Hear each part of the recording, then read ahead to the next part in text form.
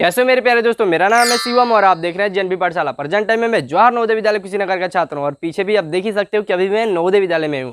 और बहुत ज़्यादा बच्चों का कमेंट आ रहा था कि भैया आप बता दो कि क्लास 9th में कितने कितने डिस्ट्रिक्ट में कौन कौन सा मतलब कितने कितने सीट खाली है। इसके लिए क्लास 9th में 2022 के लिए एप्लीकेशन फॉर्म आ चुका है। मैंने इस पर ऑलरेडी वीडियो डाल चुका है कि एप्लीकेशन फॉर्म कैसे कैसे भरना है, ये भी मैंने डाल चुका है। तो ये सभी वीडियोज़ भी आप देख सकते हो। साथ ही साथ 2022 की और साथ ही साथ 2021 पे भी मैंने बहुत ज़्यादा क्लास 9th के लिए इंपॉर्टेंट क्वेश्चंस वगैरह पे वीडियो बनाए थे, तो उनको भी आप चेकआउट कर सकते हो। लेकिन यहाँ पे हम स्पेशली बात करने वाला है कि क्लास 9th में 2022 के लिए किस डिस्ट्रिक्ट में कितने सीट खाली हैं। और बहुत ज़्यादा बच्चों को कन्फ्यूजन हो जाता है कि भैया जनरल का तो यहाँ पे लिखा ही नहीं रहता है, ये नहीं लिखा रहता, वो नहीं लिखा रहता वगैरह वगैरह। मतलब बहुत ज़्यादा बच्चों को कन्फ्यूजन रहता है और आपको कन्फ्यूजन हो और जेएनबी पाठशाला ना आए, ये पॉसिबल ही नहीं है मेरे दोस्त। तो चलिए मेरे प्यारे दोस्तों, अब हम देख लेते हैं कि किस डिस्ट्रिक्ट में कितने कितने सीट खाली है। तो चलिए वीडियो को शुरू करते हैं। दोस्तों सबसे पहले आपको आ जाना है नवोदय विद्यालय की ऑफिशियल साइट पर। यहाँ पे ये जो क्लास 9th वाला लिखा है इस पर आपको क्लिक कर देना है और यहाँ पे आने के बाद से आपको क्या करना है कि प्रोस्पेक्टस डाउनलोड करना है। यहाँ पे आप देख सकते हैं यहीं पे लिखा गया है ऊपर ही, click here to view prospectus, क्योंकि यहीं पे आपको सभी चीज़ें मैं आपको समझाने वाला हूँ इसी प्रोस्पेक्टस में। तो यहाँ पे हम प्रोस्पेक्टस को डाउनलोड कर लेते हैं। वैसे ऑलरेडी मैंने डाउनलोड किया हुआ है, इसलिए ये दिखा रहा था कि डाउनलोड हो चुका है। अब इस देखिए, अब इसी प्रोस्पेक्टस में यहाँ पे सभी चीज़ें लिखा गया है कि 2022 से 23 का सेशन जो है क्लास 9th के लिए उसके लिए दिया गया है। यहाँ पे ये सभी चीज़ें इंट्रोडक्शन के लिए दिया गया है। तो इसको हम छोड़ करके थोड़ा सा नीचे आ जाते हैं कि कितना कितना सीट खाली है उसके लिए।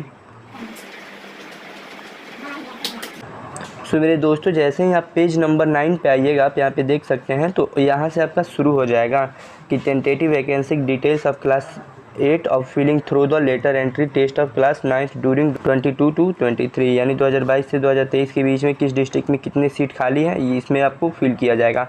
अब यहाँ पे देखिए, सबसे पहले कुछ चीज़ें आप समझ जाइए कि नवोदय विद्यालय क्लास 9th में क्या होता है कि जिस भी कैटेगरी में जितना सीट खाली रहेगा सिर्फ उसी कैटेगरी में उस बच्चों को लिया जाएगा। अब यहाँ पे कुछ बच्चों को डाउट होता है रूरल और अर्बन को लेकर के। तो देखिए, कई कंडीशंस में रूरल और अर्बन को क्या किया जाता है, अवॉइड किया जाता है। क्योंकि पिछले साल क्या हुआ था, एक बच्चे का मतलब डिस्ट्रिक्ट में रूरल के लिए सीट खाली नहीं था, सिर्फ अर्बन के लिए 2 सीट खाली था, लेकिन वो रूरल से फॉर्म भरा था और फिर भी उसका सिलेक्शन हो गया। तो इसलिए ये मैं अपने एक्सपीरियंस के बेस पे आपको बता रहा हूँ कि रूरल और अर्बन का ज़्यादा ध्यान नहीं रखा जाता है, लेकिन आप किस कैटेगरी से हैं इसका ध्यान रखा जाता है। तो जैसे कि यहाँ पे हम रेंडमली किसी भी डिस्ट्रिक्ट को देख लेते हैं। यहाँ पर अगर हम मध्य प्रदेश को ही देखते हैं तो आप यहाँ पे मध्य प्रदेश में इस डिस्ट्रिक्ट को देख सकते हैं, भिंड को देख सकते हैं। तो भिंड में आप देख सकते हैं कि यहाँ पे किसी भी कैटेगरी में कहीं भी कोई भी सीट खाली नहीं है, 0 सीट खाली है। लेकिन वही मेरे प्यारे दोस्तों, चलिए अब हम जबलपुर को यहाँ पे टारगेट करके थोड़ा सा देखते हैं और सभी चीज़ें यहाँ पे मैं आपको समझाने की कोशिश करूँगा। अब यहाँ पे ये जो जबलपुर है यहाँ पे आप देख लीजिए, जो टोटल यहाँ पे सीट खाली है जबलपुर में वो 3 सीट खाली है। पहले तो आप इसका ध्यान रखिए कि टोटल सीट कितना खाली है, तो 3 टोटल सीट खाली है, टोटल 3 सीट खाली है। अब इसमें आप देख लीजिए, अगर आप गर्ल्स हैं तो देख लीजिए कि गर्ल्स के लिए कितना खाली है। तो आप देखिएगा कि गर्ल्स के लिए 1 सीट खाली है और बॉयज़ के देख सकते हैं कि यहाँ पे जो गर्ल्स के लिए सीट खाली है सिर्फ 1 सीट खाली है।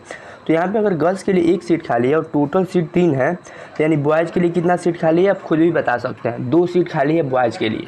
अब ये हो गया, सिर्फ गर्ल्स और बॉयज़ का डिफरेंस हो गया कि 1 गर्ल्स का सिलेक्शन होगा, 2 बॉयज़ का होगा। ये कंफर्म उसी तरीके से होता है, इसमें कोई चेंजेस नहीं होगा। अब देखिए, अब यहाँ पे रूरल और अर्बन का मैं आपको बता दूँ। अब यहाँ पे टोटल 3 सीट खाली है, जिसमें से कि 2 सीट जो है ये रूरल के लिए। तो अर्बन के लिए कितना सीट खाली हुआ, 1 सीट खाली हुआ। लेकिन मैंने आपको बताया है कि रूरल और अर्बन ज़्यादा नहीं देखा जाता है, तो उसको आप स्किप कर सकते हो। अब बच्चों के मन में ख्याल आता है कि भैया यहाँ पे तो सिर्फ एससी और एसटी कैटेगरी के लिए सीट दिया है, बाकी जनरल और ओबीसी के लिए तो दिया ही नहीं है। तो अब देखो मेरे प्यारे दोस्त, यहाँ पे टोटल 3 सीट खाली है और एससी के लिए आप सीट देखोगे यहाँ पे तो 1 सीट दिया गया है और एसटी के लिए 0 सीट दिया गया है।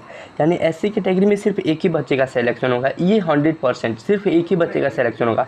अब 2 सीट बचा, तो 2 सीट पे जनरल को भी सेलेक्ट किया जा सकता है सिर्फ दोनों सीट पे, या सिर्फ दोनों सीट पे ओबीसी को भी सेलेक्ट किया जा सकता है, या एक जनरल को या एक ओबीसी को। मतलब अब ये डिपेंड करता है कि किनके मार्क्स अच्छे आ रहे हैं उनको सेलेक्ट किया जा सकता है। तो ये इस तरीके से होता है। इस तरीके से मैं आपको किसी और डिस्ट्रिक्ट का लेकर के समझाता हूँ ताकि आप अच्छे से समझ पाओ। चलिए मेरे दोस्त, अब यहाँ पे मैं आपको बताता हूँ कुशीनगर का एग्जांपल लेकर के। अब यहाँ पे देखिए, आप कुशीनगर में देखिएगा तो जो टोटल सीट खाली है वो 4 सीट खाली है। आप यहाँ पे देख लीजिए टोटल सीट कितना खाली है, 4 सीट खाली है।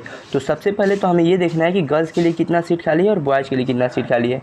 तो आप यहाँ पे देख लीजिए टोटल सीट यहाँ पे टोटल जो सीट है ये 4 है। और यहाँ पे आप देखिएगा कि गर्ल्स के लिए जो सीट है ये भी टोटल 4 है, यानी यहाँ पे बॉयज़ के लिए एक भी सीट नहीं है, यानी 0 सीट है बॉयज़ के लिए। अब यहाँ पे आप देखिएगा तो रूरल के लिए 4 सीट है। तो मैंने आपको बताया कि रूरल और अर्बन का ज़्यादा ध्यान नहीं रखा जाता है, बस 4 गर्ल्स का सिलेक्शन होगा तो होगा। अब यहाँ पे बॉयज़ का सिलेक्शन नहीं हो सकता तो नहीं हो सकता। अब यहाँ पे आप देखिएगा तो लिखा गया है कि एसटी कैटेगरी से एक लड़की का सिलेक्शन होगा और साथ ही साथ एससी कैटेगरी में 0 सीट दिखा रहा है। तो इसका मतलब साफ साफ है कि एसटी कैटेगरी में तो एक गर्ल्स का सिलेक्शन होगा ही होगा, और बाकी जो 3 गर्ल्स होगी वो ओबीसी और जनरल इन दोनों कैटेगरी में से किसी में से भी हो सकती हैं वो तीनों गर्ल्स। अब डिपेंड करता है कि उनमें से किसका किसका मार्क्स अच्छा आता है। चलिए मेरे दोस्त एक और एग्जांपल ले लेता हूं ताकि आप अच्छे समझ जाओ। यहाँ पे देखो ये जो जेएनवी औरैया है इसको मैं आपको समझाता हूँ। यहाँ पे देखिए जो टोटल सीट है ये 4 सीट खाली है। अब यहाँ पे आप देख सकते हो कि यहाँ पे जो गर्ल्स के लिए सीट खाली है ये 2 सीट खाली है, यानी साफ साफ है कि बॉयज़ के लिए कितना सीट खाली है। अगर टोटल 4 सीट है और गर्ल्स के लिए 2 है, यानी बॉयज़ के लिए 2 सीट खाली है, ये हो गया। अब यहाँ पे आप रूरल का देखोगे 3 सीट खाली है, यानी अर्बन के लिए कितना सीट खाली है, 1 सीट खाली है। जब टोटल 4 सीट है और इसमें रूरल के लिए 3 सीट है, यानी अर्बन के लिए 1 सीट खाली है।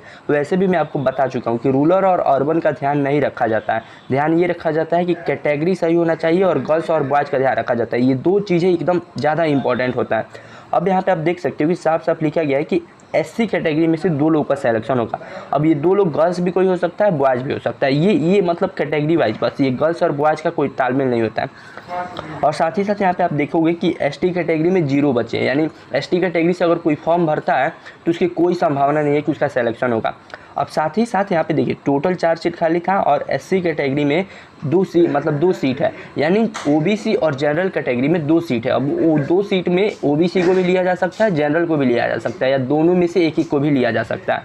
अब वो डिपेंड करता है कि किसके मार्क्स कितने अच्छे आते हैं। और उम्मीद है मुझे कि ये सभी चीज़ें आप समझ गए होंगे। साथ ही साथ कई बार यहाँ पे ये लिखा रहता है कि मतलब किसी दूसरे डिस्ट्रिक्ट के, जैसे यहाँ पे ये जो डिस्ट्रिक्ट दिया गया है ये बोल रहा है कि इस डिस्ट्रिक्ट से आप फॉर्म ना भर करके दूसरे डिस्ट्रिक्ट से आप यहाँ पे फॉर्म अप्लाई कर सकते हैं। तो इस तरीके से आप कर सकते हैं, आप अपने डिस्ट्रिक्ट का पहले चेक कर लेना फिर फॉर्म अप्लाई करना।